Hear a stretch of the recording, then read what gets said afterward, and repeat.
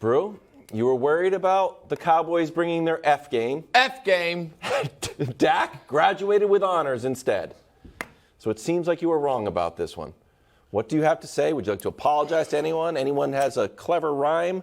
Was analyzing this game? Or what was I wrong, Wilds?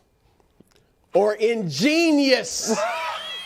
Wilds, what is my franchise on this show? It's called the Bud List. And what is the purpose of the Bud List? It's the most motivating segment in all of sports television. And who was number one on the Bud List last week? It was Dak Prescott. Cowboys Nation, thank you. Or you're welcome, yeah, the other I way. should say. You're welcome. All right? Because I clearly motivated Dak Prescott after the worst game of his career. What it's for. Now, look, I get it. It was tough love. It sounded harsh. It sounded mean. But I'm from the old school. I'm not like these two up here in this new generation of softies. All right? I bring it rugged and raw, and that's what I did with Dak. That's true. All right? And who got the results? Who got the results? All right? What is happening? So, Cowboys Nation, you should be thanking a brother because I'm getting people all in my DMs and people in my mentions. Oh, Brew brought his F game to that. That's correct.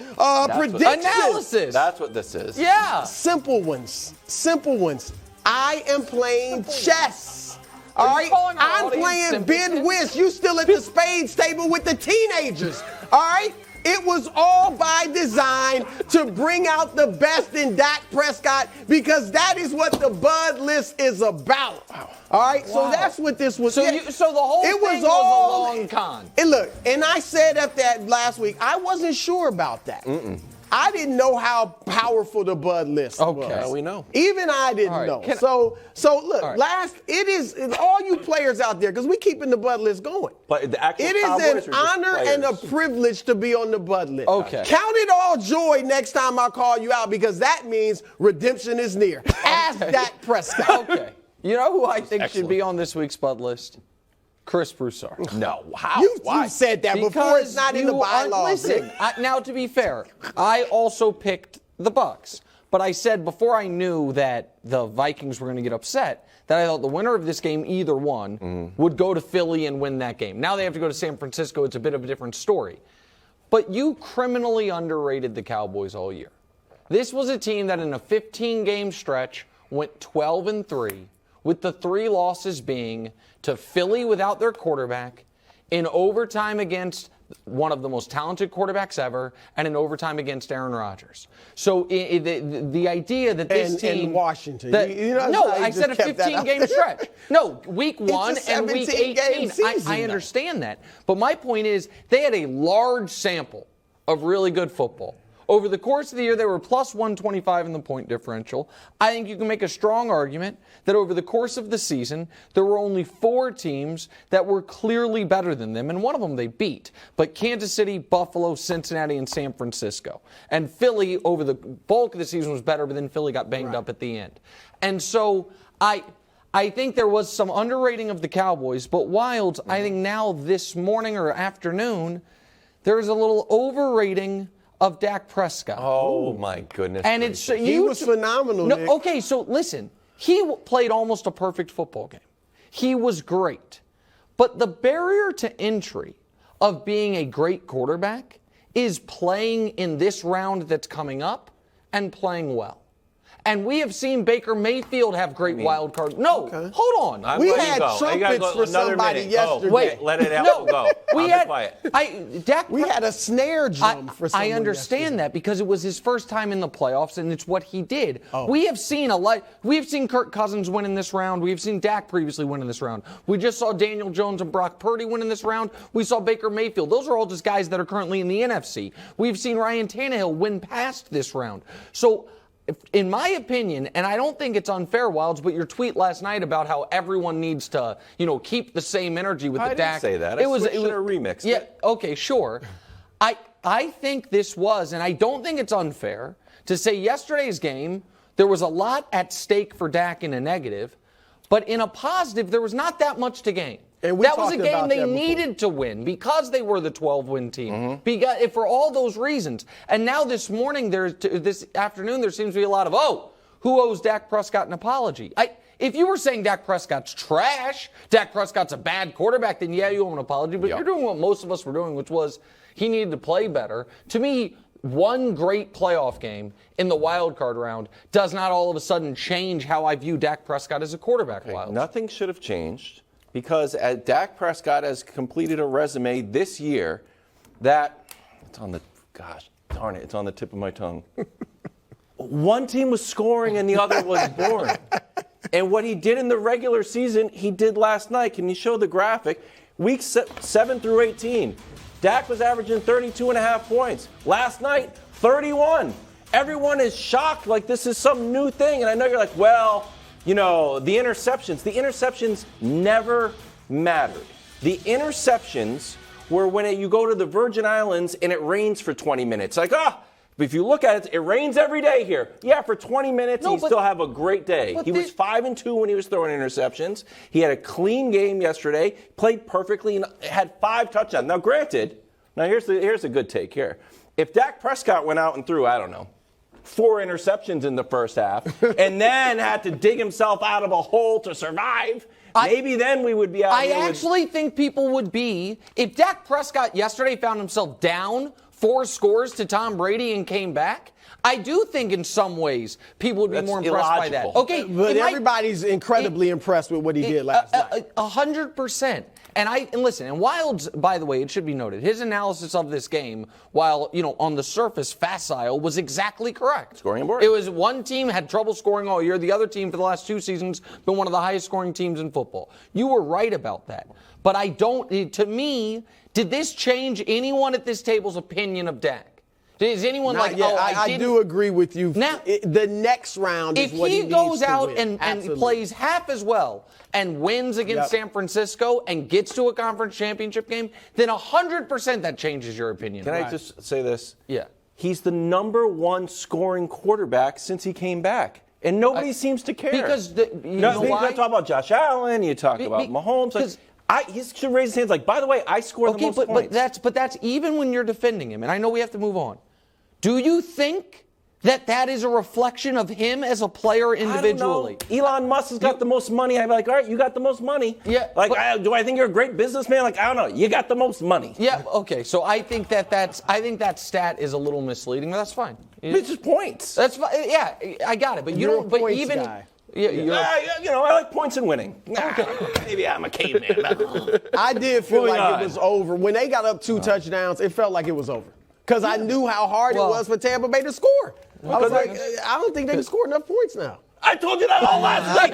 I know. Brady, meanwhile. We're going to talk about Brady's future in 5 minutes, but what did you think about his performance last night? It was terrible. And, there's no running from it. We saw 12 quarterbacks play this week, and he was the worst one. He had a worse game than Skyler. Skyler's numbers were a little worse, but Skyler also got ruined by some really tough luck drops. We can show you the numbers, I think. He was 10th, 11th, or 12th. And there's only 12 quarterbacks. In completion percentage, yards per pass, passer rating, he's ahead of only Skyler. And in passer rating, he's ahead of Skyler and Trevor. But because Trevor had the 0 passer rating in the first half, essentially, and then obviously rallied. And this game turned into a laugher. But the Cowboys were not rolling early. Both teams going 3 and out, right? Start the game. First 4 possessions. Right. The Cowboys then drive the field and score a touchdown, miss the extra point. The Bucs then drive the field. And it looks like, it's about to be 7-6 Tampa and a lot of pressure on Dak and McCarthy and on the road. And that Brady interception was Jimmy G-esque. Like, huh? Like, you can't even get it out of the back of the end zone? And I was, as right as Wilds was about this game, I was that wrong.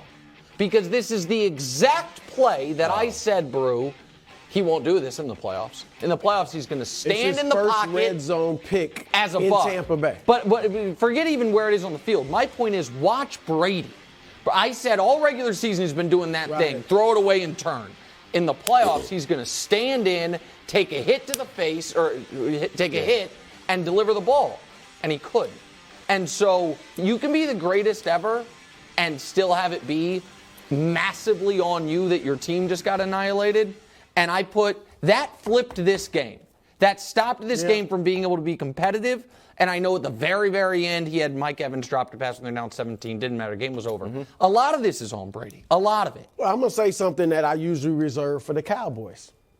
F game. Oh, wow. I mean, it was his F game. You look at the numbers. 351 yards, 2 TDs. That was all after the fact. Correct. The game was over. We had the great pass to Julio Jones. That was awesome. But the game was over by then. That's right. He looked every bit of 45 years old. Yes. I mean, I don't know if he was trying to throw it away out of the end zone on the interception, or he was obviously trying to get rid of it before he got clocked.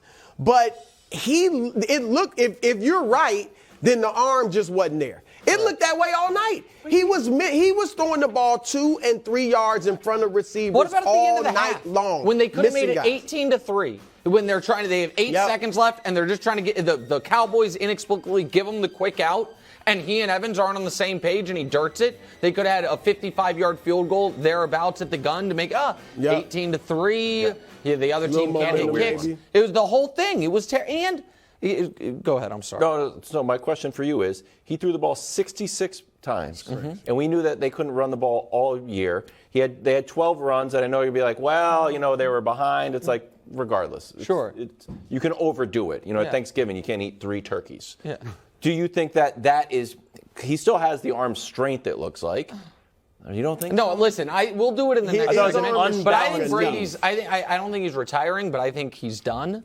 But don't put it on the rushing. Miami and Cincinnati rushed for fewer yards this weekend than the Bucs did, and they won their games. And the other thing, again, because what do they call me, Wilds? Mr. Consistency. And they call you the mayor of fair. I'm going to kind of meld these two. Oh, wow. I can't pillory Mac Jones and then act like I didn't see this. Learn from the best. Tom Brady, his little slide tackle attempt would have gotten you a red card in Qatar a month and a half ago. This is a brutal play.